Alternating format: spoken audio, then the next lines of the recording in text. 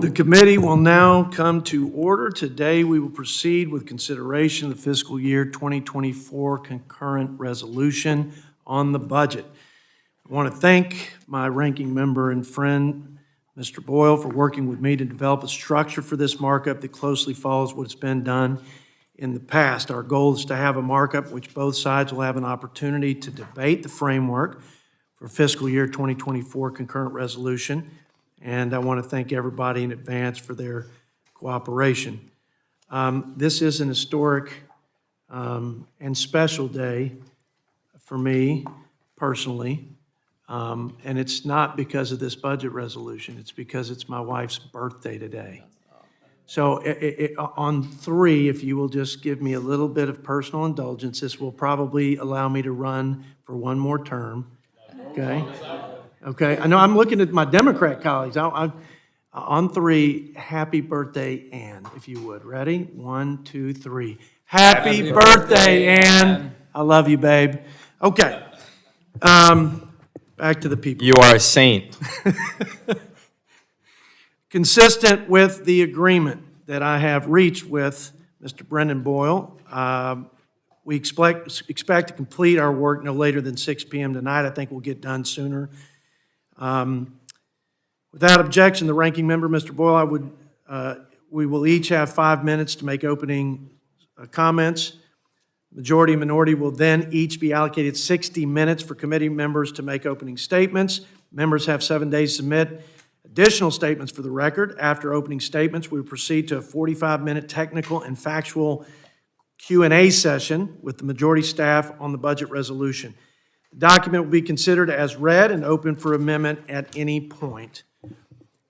The amendment considered by the committee will be those submitted pursuant to the agreement I made with Ranking Member Boyle. The debate time for each amendment will be limited to 10 minutes. Debate time will be equally divided between the sponsor of the amendment and the members opposed. To accommodate floor votes later in the day, that the chairman may be authorized to declare a recess at any time, and the committee roll any request for a roll call vote. I'd like to thank everyone for joining us here today as we undergo the most important job of this committee. And in accordance with the Congressional Budget Act of 1974, this is the law. And we're going to comply today as we complete and introduce the annual budget resolution. At this time, I'm going to recognize 5 minutes for myself, and then I'll yield 5 minutes to my ranking member. So, as I said, I want to thank everybody here today, but I want to thank my committee members on both sides of the aisle for a great start to this Congress. I think the ranking member and I agree that we want this committee to be a place for open, robust, and constructive debate, and I expect that today. But let's go back to where we started. In March, we had a hearing on the fiscal state of the nation. I think our witnesses and members alike shared the same sentiment. The fiscal health of our country is in decline, and our deficit spending, which is driving, by the way, a record debt to GDP, and our unfunded liabilities into the future are completely unsustainable. We also agree that both Republicans and Democrats have contributed to this financial mess that we find ourselves in. This isn't a Republican or Democrat problem, it's a math problem, and it will require real leadership from both sides of the aisle before it's too late. No leader worth their salt, in my opinion, could agree with this assessment and not feel an overwhelming sense of urgency and responsibility to address it. And that's what we're going to do today. This is part of that. Whether your concerns for the country are climate change and social safety nets, sustainability, or infrastructure and military readiness, a sovereign debt crisis would put all of these programs in peril. As a backdrop to the introduction of our budget resolution, I think it's noteworthy to reflect on what happened while we were home in August. One of the 3 major credit rating agencies, Fitch, downgraded the United States credit rating.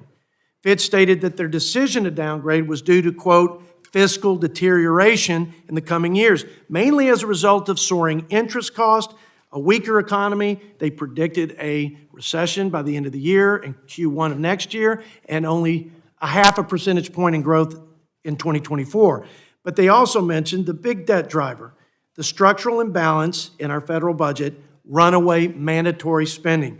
Fitch also said that our cuts to non-defense, according to the FRA and other agreements, were just modest improvements, and that Congress doesn't have a long-term plan to deal with the real debt drivers of mandatory spending in a meaningful way that will reduce our debt to GDP. Finally, they warned that if we don't address these things, we should expect two things to happen, two consequences.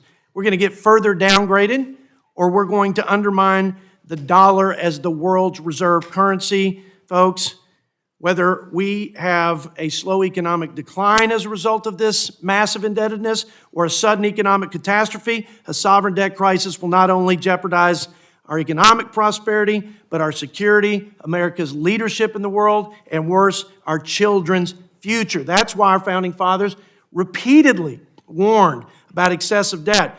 My favorite quote is from our fourth president, James Madison, who said, "A public debt is a public curse." That's part of the title of our budget resolution. That curse, by the way, hangs heavy over our children's heads. It looms large over the horizon of our country. Our budget resolution will reverse the curse by reining in spending, returning to pro-growth policies, and restoring fiscal responsibility here in the nation's capital. This fiscal framework will balance the budget in 10 years by reducing deficit spending by $16 trillion. We achieve this, important to note, without cutting Medicare, Social Security, or veterans' benefits. We believe that the most practical and politically palatable way to fix the insolvency, and that's real, and it's in this 10-year window, and the unsustainability, not only for the seniors today, but for the seniors of tomorrow, is through constructive bipartisan efforts, so we recommend a bipartisan debt commission. Here's the plan for reversing the curse. First, we right-size the bloated bureaucracy by eliminating wasteful and unnecessary discretionary spending. We've seen 40% growth in the government since COVID. CBO says we're spending hundreds of billions of dollars that we wouldn't have otherwise spent coming out of COVID. Next, we reverse the recent $11 trillion record spending spree that has occurred over the last couple of years. We don't need an army of IRS agents. We don't need green energy giveaways. We don't need Obamacare subsidies for the wealthy. Third, these are the debt drivers, the big ones. Reining in runaway mandatory spending through entitlement reforms.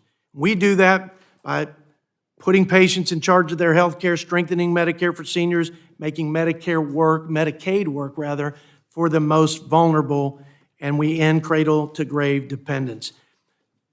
Mandatory 70% of the budget, it's 90% of the budget growth over the next 10 years. Fourth, we root out the rampant waste, fraud, and abuse in our entitlement programs. According to GAO, we have upwards of $2 trillion in expense there and in waste over the next 10 years.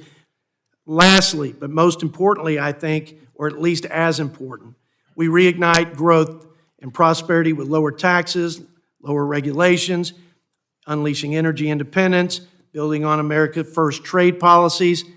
If we can have 1% growth to the 2% projected by CBO, we add $3 trillion to our efforts to reduce the deficit. We can do that more. By the way, the 80s and 90s, we had over 3% growth, and our 75-year historic average is over 3%.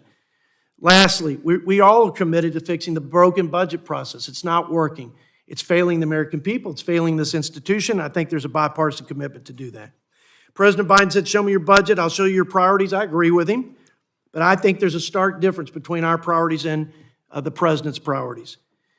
In our priorities, we rein in spending in this budget. We reform entitlements. We return to pro-growth policies. We restore fiscal responsibility by balancing the budget. The president, in his budget, imposes the highest levels of taxing, spending, and borrowing in the history of the country. $90 billion in increased spending in discretionary next year, $2.2 trillion in new mandatory spending and more entitlement programs, $4.7 trillion in new taxes. Instead of balancing, his budget adds $17 trillion to the debt over the next 10 years. Let me close here. Today, we lay out this vision for the future of our country, and I don't think the stakes could be any higher.